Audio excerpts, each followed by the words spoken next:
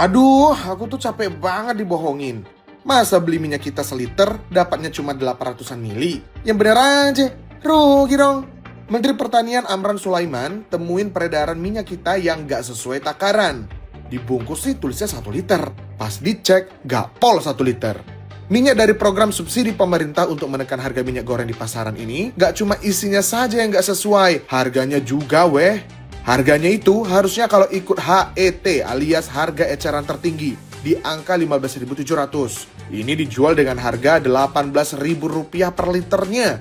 Minyak kita yang isi dan harganya nggak sesuai ini ditemukan Pak Mentan di Pasar Lenteng Agung, Jakarta Selatan. Waduh, gimana dong ini Pak Mentan?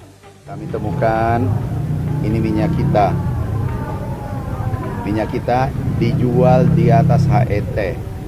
HET 15.700 tapi dijual 18.000. Kemudian isinya tidak cukup 1 liter, hanya 750 sampai 800 ml.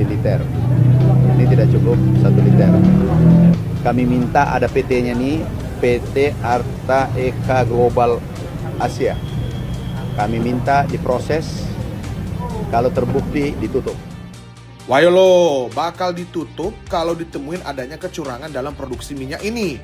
Selain perusahaan yang disebut Pak Mentan tadi, ada juga perusahaan lain kayak Koperasi Produsen UMKM Koperasi Terpadu Nusantara dan PT Tunas Agro Indolestari yang diduga mengurangi takaran minyak ini.